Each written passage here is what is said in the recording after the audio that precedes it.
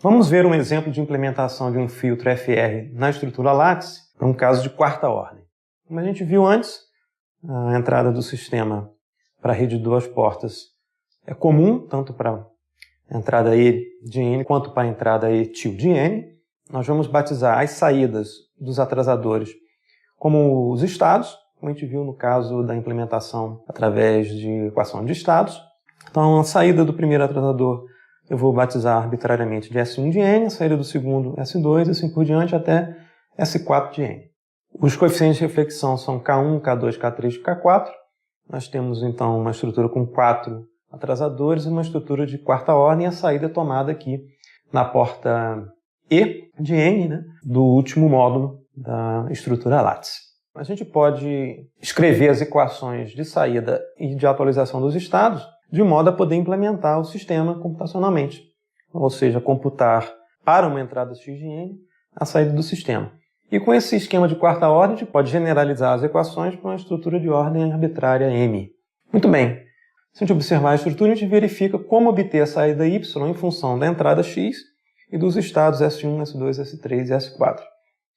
Que fica claro que a saída y de n vai ser dada por x de n, que tem um caminho direto até a saída, então vai ser x de n, mais K4 que multiplica S4, mais K3 que multiplica S3, K2 que multiplica S2 e K1 que multiplica S1.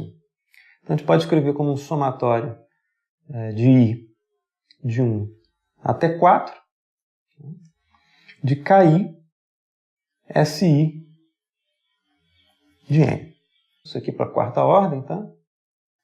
Em termos gerais, se a gente continuar o padrão, para um sistema de ordem M, nós teríamos a saída dada por x de n, mais um somatório de I de 1 até M, de KI, SI de N, onde SI seriam as atribuições dos estados às saídas dos atrasadores, respectivamente observando aqui o coeficiente K1 associado ao estado S1, K2, S2 e assim por diante. Ok? Muito bem, nos resta agora obter as equações para a atualização dos estados. Então a gente vai ter que obter S1, S2, S3 e S4 para N mais 1. Esse aqui é S1 de N, o ponto antes do atrasador é S1, aqui, né, é S1 de N mais 1, e assim por diante. Tá? Então vamos escrever, né, as equações para a atualização dos estados. Então, S1 de N mais 1, só observando a estrutura, é o próprio x de N. Toda entrada nova que aparecer vai ser armazenada nessa memória, cuja saída aqui é S1 de N. S2 de N mais 1, que é esse ponto aqui, esse aqui é S2 de N, esse ponto anterior ao atraso é S2 de N mais 1, vai ser dado por S1 de N mais K1 que multiplica esse ponto aqui, que eu vou colocar como x de n mais 0. Depois vai ficar aparente porque eu estou colocando esse 0 aqui. O S3 de n mais 1, aqui é o S3 de n, antes da memória, é o S3 de n mais 1. O S3 de n mais 1 vai ser dado por esse valor aqui, que é S2 de n, mais K2, que multiplica o que aparece nesse ponto aqui. E o que aparece nesse ponto aqui é K1, que multiplica S1, mais x. X de n, mais K1, que multiplica x de n. E, por fim, o S4 de n mais 1. Esse aqui é o S4 de n, antes do atrasador é S4 de n mais 1. Vai ser o S3 de n, mais K3, que multiplica o que aparece nesse ponto aqui. O que aparece nesse ponto aqui é K2S2, mais K1S1, mais x. Então, vai ser x de n, mais K1. Aqui a gente cometeu um erro. O S3 de n mais 1, que é esse ponto aqui, é K2 que multiplica x de n mais K1 S1 de n. Tá? Voltando ao S4 de n mais 1, vai ser S3. S4 de n mais 1, esse ponto aqui, vai ser S3 mais K3 que multiplica o que aparece nesse ponto aqui. E esse ponto aqui vai ser K1 S1 mais K2 S2. Agora já fica evidente qual é o padrão de formação para a atualização das memórias num caso de ordem maior do que 4. Né?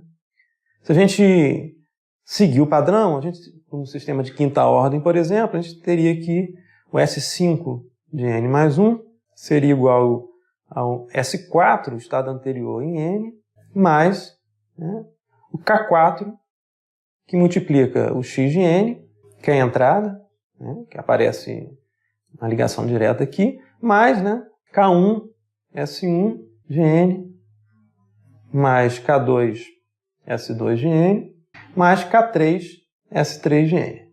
Então fica evidente que um sistema de ordem M, né, para computar o estado Sm de N mais 1, o estado Sm de N mais 1 seria o Sm-1 de N, mais um Km-1, que multiplica X de N, mais um somatório de I de 1 até M-2, de Ki, Si de N. Então essa é a expressão geral para atualização das memórias, para o caso aqui de ordem M. Então, com base na equação de atualização de estados e na equação de saída, que depende da entrada e dos estados, a gente consegue implementar computacionalmente o sistema. No caso nosso aqui de quarta ordem, seriam essas 4 equações aqui. Se a gente quiser implementar um sistema de ordem maior, a gente vai usar, seguindo o padrão, essa equação aqui. Para o caso, né, o estado I aqui, né, maior do que 2, tá? Você vê que a gente tem uma soma cumulativa aqui do produto entre Ki e Si, excetuando-se o primeiro estado, que é a própria entrada, e o segundo, que é K1, que multiplica a entrada. Então, em termos gerais, a gente poderia escrever que o S1 de N mais 1 seria igual ao X de N, o S2 de N mais 1 seria igual ao S1 de N mais K1, que multiplica X de N mais 0. Depois a gente vai ver o porquê desse 0 aqui. E Si de N mais 1 seria igual ao Si menos 1 de N mais o Ki menos 1, que multiplica X de N mais o somatório de L de 1 até I menos 2, KL, SL de N. Isso aqui para I entre 2 e N. Então, tirando os 2 primeiros estados que tem um tratamento diferenciado aqui, os demais estados seguem essa expressão. Então, a gente conseguiria implementar o sistema computacionalmente, rodando esse sistema de equações para a atualização dos estados, e depois computando a saída em função da entrada e dos estados atualizados. Para efeito computacional, a gente pode lançar mão de soma cumulativa, né? No caso aqui, 0, K1S1, K1S1 mais K2S2, K1S1 mais K2S2 mais K3S3, assim por diante. Daí que a gente colocou o 0 aqui para formar um padrão. Suponha que a gente tenha, para efeito computacional, um vetor que guarde K1S1, primeiro elemento, K2S2, né, K3S3, né, e K4S4. Aqui no caso específico de um sistema de quarta ordem, tá? Então a gente pode fazer esse produto aqui, K vezes S, e chamar a função soma cumulativa no MATLAB, né? Cumulative sum, né? E se a gente fizer um acréscimo artificial de um 0 aqui antes, né? Colocar um 0 aqui artificialmente, né? A gente consegue montar o padrão exceto aqui para o primeiro elemento. Então a soma cumulativa para S2 vai ser o próprio 0, para S3 vai ser 0 mais K1S1, para S4 vai ser 0 mais K1S1 mais K2S2, e para um sistema em geral de ordem M, fazendo a soma cumulativa em cima desse vetor, tendo um 0 extra alocado aqui ao primeiro elemento, de forma que a gente consiga manter o padrão de formação a partir de S2 e não a partir de S3. Né? Ou seja, a partir de S2 a gente pode fazer a soma cumulativa acrescentando um 0 aqui num vetor que guarda os elementos 0, K1S1, K2S2, K3S3 e assim por diante. Então fica mais elegante fazer dessa forma do que escrever essas equações a partir de I maior ou igual a 3, no caso aqui. Essa expressão aqui seria para I maior ou igual a 3. Dessa forma a gente consegue implementar de forma elegante o sistema. Note também que essa soma cumulativa aparece aqui na própria expressão para computar a saída. Né? A saída dada por x de n mais a soma cumulativa do produto KI e SI. Bem, vamos ver uma demonstração em MATLAB da implementação da estrutura lattice, usando a representação em espaço de estados, como a gente viu no desenvolvimento teórico, e também vamos ver um código para conversão dos coeficientes da forma direta para os coeficientes de reflexão e vice-versa. Então vamos começar primeiro com esses dois códigos aqui. O primeiro código é a conversão da forma direta, ou seja, os coeficientes da equação de diferenças para os coeficientes de reflexão da estrutura látice ou de treliças. O código segue exatamente o que a gente viu no desenvolvimento teórico. A função recebe os coeficientes B e entrega os coeficientes K de reflexão. M é a ordem do sistema, que vai ser o tamanho de B menos 1, M mais um coeficiente para a ordem M. A gente força B ser um vetor coluna, por conveniência. Inicializa um vetor de tamanho M para armazenar os coeficientes de reflexão. Como a gente viu no desenvolvimento teórico, o coeficiente K subíndice M grande é igual ao B M grande. A gente faz Km igual a Bend aqui, que é o último elemento do vetor B que armazena os coeficientes da forma direta. Depois a gente faz, de forma recursiva, um for de nzinho, de m-1 até 1. O Km já foi computado aqui nessa linha. Precisa computar então para nzinho de m-1 até 1. E a gente vai usar nessas iterações a fórmula de redução de ordem de P e menos 1, de Z, em função de Pi de Z, e a versão revertida no tempo e deslocada de I. Muito bem, pela fórmula lá a gente vê que o polinômio Pi menos 1 de Z é dado pelo polinômio Pi de Z, menos Ki, que multiplica a versão do próprio polinômio, revertida no tempo e deslocada. A função flip UD, flip up-down, faz justamente isso. E o multiplicador aqui é 1 dividido por 1 menos Ki quadrado, como a gente viu lá no desenvolvimento teórico. Esse Ki aqui nada mais é do que o coeficiente que a gente acabou de computar na iteração anterior. No caso, a gente começa aqui com o coeficiente K subíndice M. Então, Ki é o Km, na primeira iteração. A gente faz a redução de ordem, através da expressão que a gente viu no desenvolvimento teórico, e associa a Kn o último coeficiente do polinômio de ordem reduzida. O último coeficiente de B aqui vai ser necessariamente zero, então a gente vai tomar o coeficiente imediatamente anterior. O índice final aqui, menos 1, porque B é um polinômio com ordem reduzida de uma unidade. E no final a gente remove esse coeficiente nulo associado ao último elemento de B, após a redução de ordem aqui, através da expressão que a gente viu. E continua esse for, até chegar ao K1. O código é super simples para fazer a conversão entre os coeficientes da forma direta para os coeficientes de reflexão. A função reflexo_dir implementa a conversão dos coeficientes de reflexão para os coeficientes na forma direta. Novamente, vamos basear a implementação no desenvolvimento teórico que a gente viu anteriormente. Então, a função recebe um vetor K que contém m coeficientes de reflexão por um filtro de ordem m, e vai entregar um vetor B de m mais 1 elementos, que vai estar associado ao polinômio mônico da forma direta. Então, a ordem do filtro é exatamente o número de elementos do vetor K. Nós vamos construir o primeiro polinômio associado que seria ao P0 de Z, que é igual a 1, e a gente acrescenta um zero extra aqui só por conveniência de implementação computacional. Então, esse B inicial está associado ao P0 de Z igual a 1, e a aplicação da fórmula de aumento de ordem, de Pi menos 1 de Z para Pi de Z.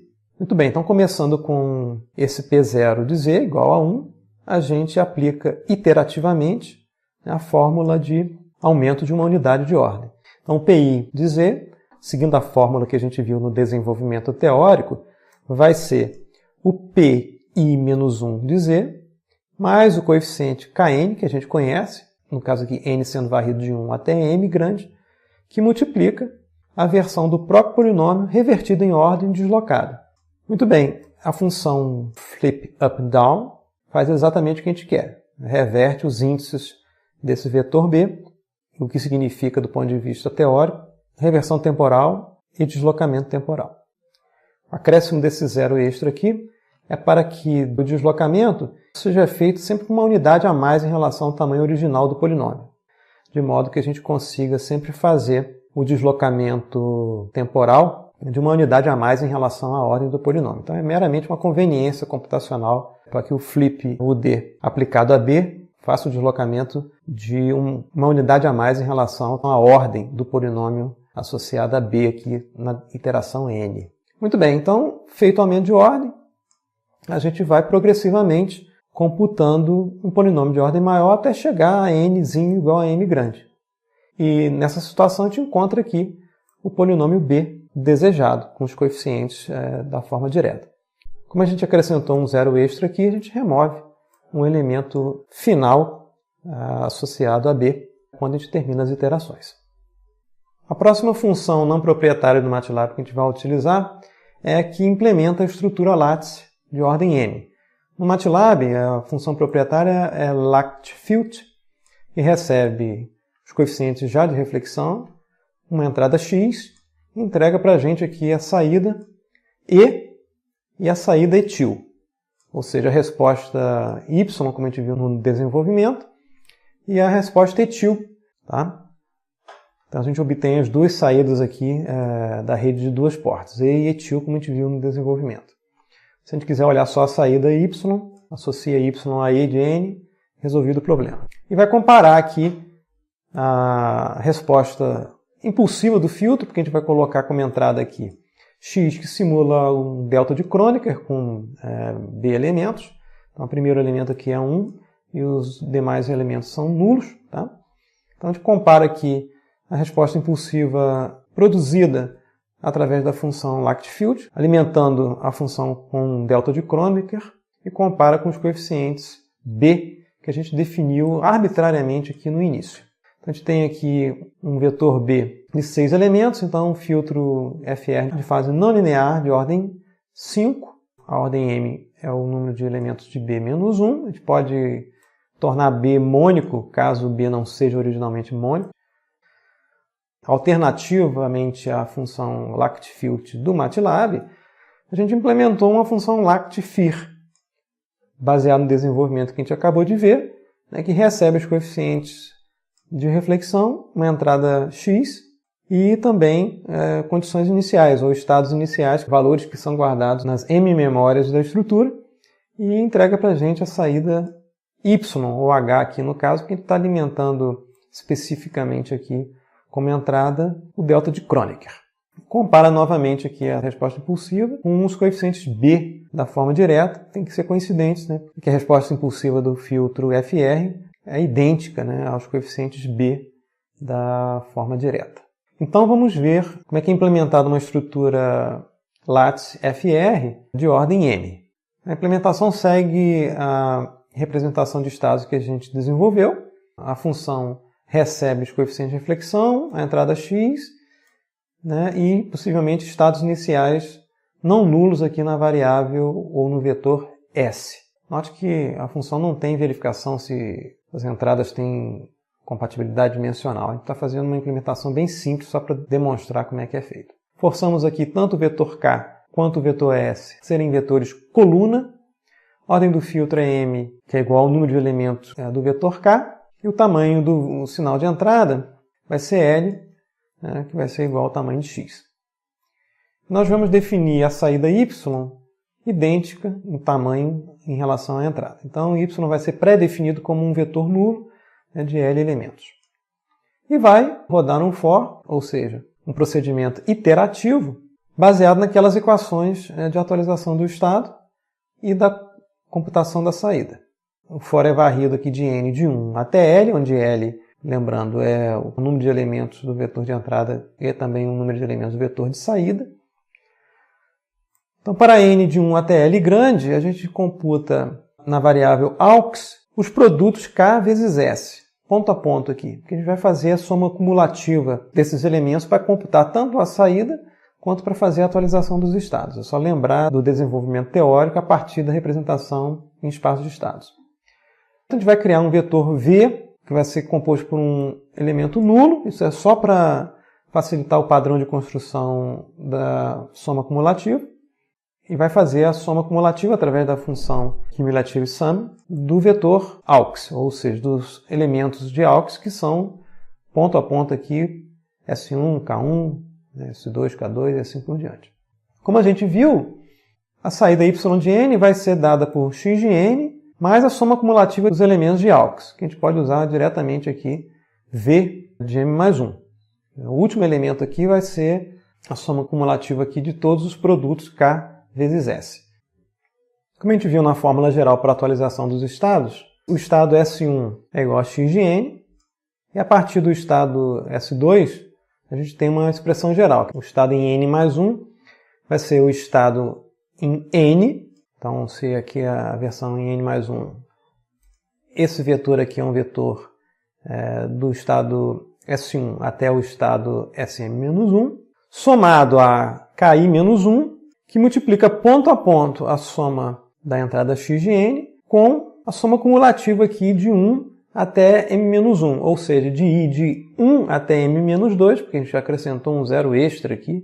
Essa soma cumulativa é feita aqui na variável v sobre a variável aux, que é o produto ponto a ponto aqui SI-KI. Tá? Então essa expressão aqui implementa a fórmula geral que a gente viu para a atualização dos estados. Nesse caso aqui, usando como primeiro elemento do vetor da soma cumulativa, 0, para manter o padrão de formação a partir de i igual a 2 e não a partir do estado i igual a 3.